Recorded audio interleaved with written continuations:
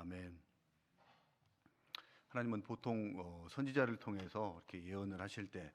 선지자에게 미리 환상을 보여주시든지 또 말씀을 주시고 이것을 선지자가 가지고 있다가 백성들에게 선포하는 그런 방식을 통해서 하나님의 말씀이 예언되고 대언되도록 하셨습니다. 오늘은 그와는 조금 다른 방식으로 하나님께서 예레미야 선지자에게 그 말씀을 주고 계신 그런 모습들을 볼 수 있습니다. 마치 이사야 선지자에게 허리에 띠를 벗고 그 다음에 신발을 벗고 나서 이렇게 돌아다니라고 한 그런 모습들을 통해서 이사야 선지자가 3년 반 동안 그 모습으로 다니면서 이스라엘이 망할 것을 이렇게 미리 보여줬던 그런 모습들과 같이 또 에스겔 제사장에게 아내가 죽었을 때 거기에 슬퍼하거나 곡하지 말고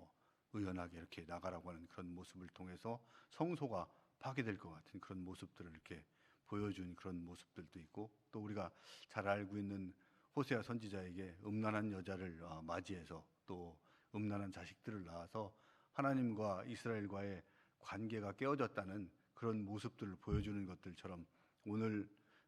예레미야 선지자를 통해서 또 세 가지 이렇게 하나님께서는 금지하는 명령들을 내려주고 계십니다. 그래서 그 명령들을 통해서 또 이스라엘 백성들에게 하나님께서 보여주시고자 하는 그런 것들을 보여주는 그런 모습들을 볼 수가 있습니다. 세 가지 이제 금지 명령이 나오는데 첫 번째 것은 2절에 나와 있는 것처럼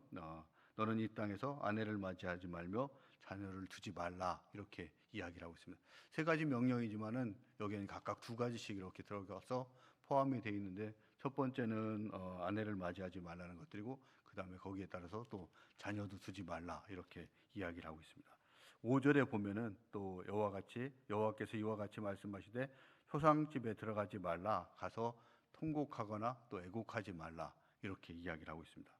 또 8절에 보면은 너는 잔치집에 들어가서 그들과 함께 앉아 먹거나 마시지 말라. 그래서 잔치집에 가라는 것들이 아니고 잔치집에 가지도 말고 그들과 함께 또 먹거나 마시지도 말라 이렇게 하면서 세 가지 이렇게 또 그 안에는 세부적으로 보면 두 가지씩 더해서 6가지 이렇게 명령들이 주어지면서 예레미야 선지자가 이런 그 활동들을 하지 말라 이렇게 해서 사실은 이런 활동들은 당시 유대인 사회에서 그 뭐 일륜지 대사와 관련된 그런 문제들에 대해서 뭐 결혼하는 것들 그 다음에 초상집 잔치집에 가는 이런 문제들은 일륜지 대사인데 거기에서 이런 활동들을 예레미야 선지자에게 하지 말라고 하신 것들은 철저하게 사회로부터 이렇게 분리되는 모습이고 그것을 통해서는 사실은 선지자로서 사역을 감당하기도 어려운 그런 상황들이지만 하나님께서는 하나님의 계획을 가지고 예레미야 선지자에게 그 일들을 하지 말라 이렇게 말씀을 하고 계십니다. 그 세부적으로 이렇게 금지하신 그런 사항들을 조금 더 알아보면은 첫 번째 2절에서 이야기한 것처럼 너는 이 땅에서 아내를 맞이하지 말며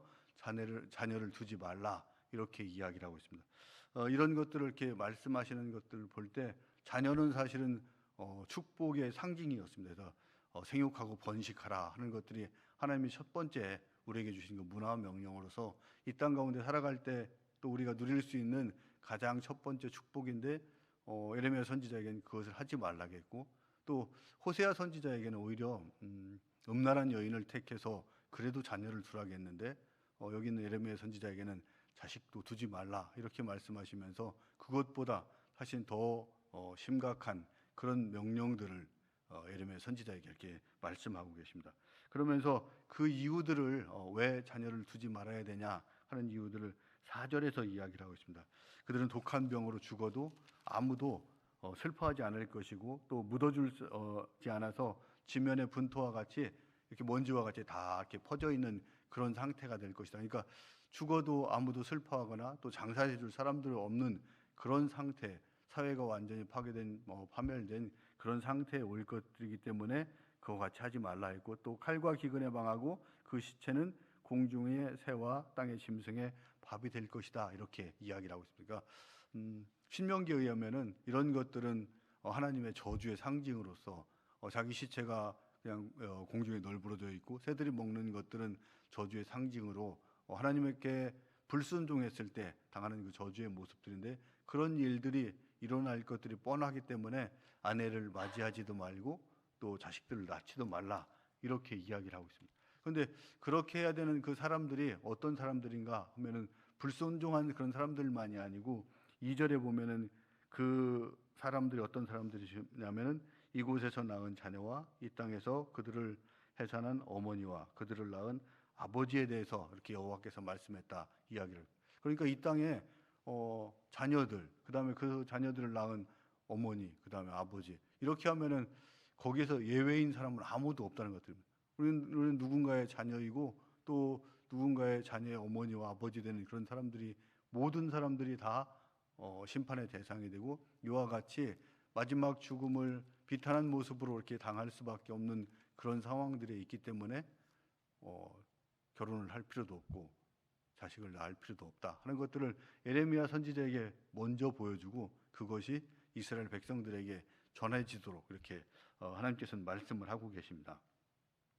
그러나 두 번째 이제 또 예레미야 선지자에게 금지한 명령이 5절에 있다고 그랬는데 초상집에 들어가지 말고 통곡하거나 또 애곡하지 말라 이런 것들입니다. 이렇게 해야 되는 그 이유들 또 그렇게 하게 되는 이유는 5절 중반절에 보면은 하나님께서 내가 이 백성에게서 나의 평강을 빼앗으며 인자와 사랑을 제하여 버렸기 때문이다 이렇게 이야기를 하고 있습니다. 그러니까 이 백성들이 늘 평강을 유지하고 평안을 유지할 수 있었던 것들은 하나님의 돌봄과 지키심이 있었고 하나님의 인애와 사랑 또 긍휼 속에서 이스라엘 백성들은 살아왔는데 그것들을 하나님께서 제하여 버리겠다 이렇게 말씀하시면서 그러니까 이스라엘 백성들은 이제 늘 초상집에 와 같은 그런 상태가 될 수밖에 그들 삶 가운데에선 늘 평안이 없고 행복이 없는 그런 모습들 그렇기 때문에 초상집에 가지 말고 애국하지도 말고 통곡하지 말라 이렇게 말씀을 하고 있습니다. 그런데 이제 이런 것들이 주변에 보면 이제 모든 사람들이 다 그런 그 상갓집이 되니까 누가 가서 남의 집에 상을 치러줄 수도 없고 가서 슬퍼할 수도 없는 그런 상황이 있기 때문에 각각 다른 집에 가서 초상집을 방문할 수도 없고 거기에 앉아서 함께 애국해 줄 수도 없는 그런 상황들이 분명히 올 것이다 하는 것들을 예레미야 선지자에게 먼저 말씀해 주시면서 그 일들을 감당하지 말라, 그 일들을 하지 말라 이렇게 말씀하고 있습니다. 그리고 나서 6절에 보면은 그때의 상황들이 어떻게 되는가,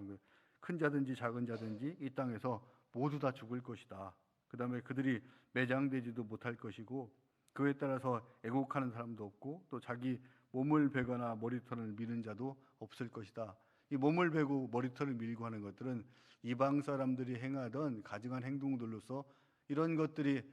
당시 유대 사회에도 들어와서 이렇게 그 횡행했던 그런 일들로 보이고 이런 일들이 이제는 앞으로 이루어질 수도 없을 것이다. 모든 것들이 하나님께서 금한 것들이 이제 금지되는 그런 상태가 올 것이다. 이렇게 하면서 두 번째 금지 명령을 내려주고 계십니다. 그다음에 이제 세 번째 또 금지 명령을 이렇게 주시는 것들을 보면은 너는 잔치집에 들어가서 그들과 함께 앉아 먹거나 마시지 말라 이렇게 이야기를 하고 있습니다.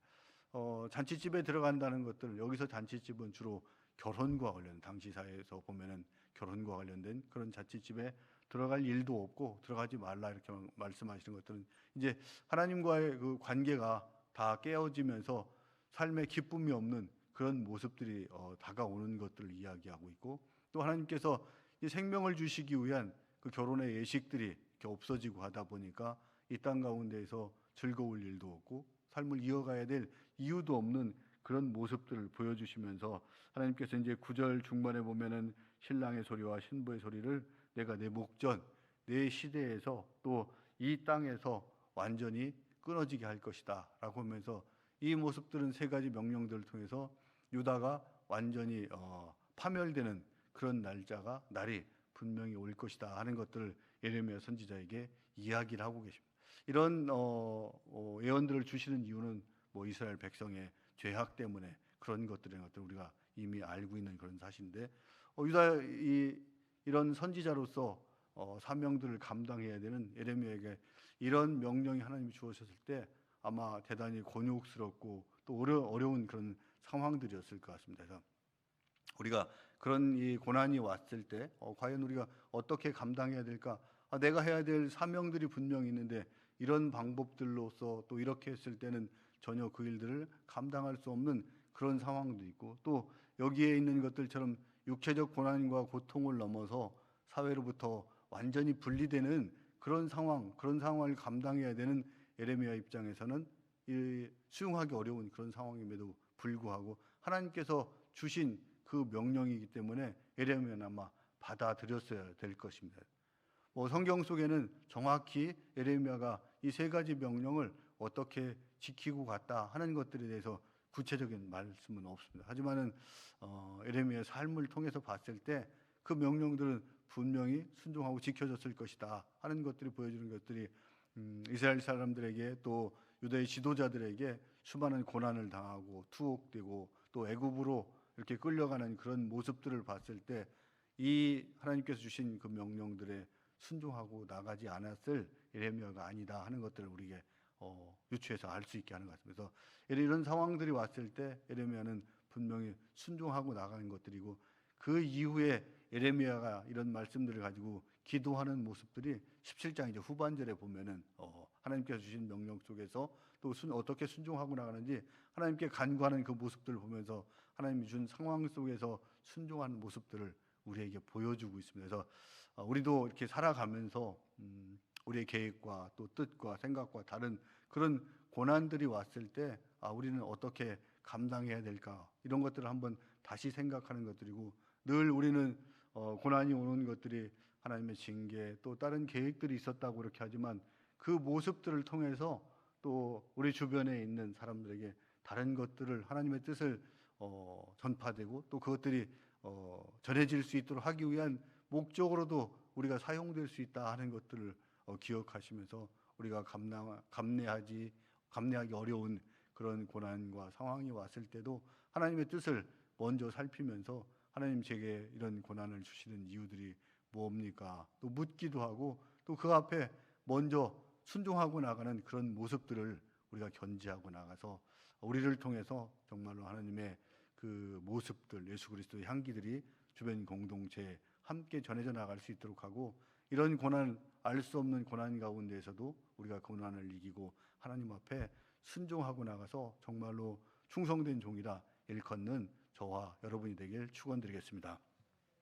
오늘 말씀을 기억하면서 또 생각하면서 우리 잠시 기도하는 시간 갖도록 하겠습니다.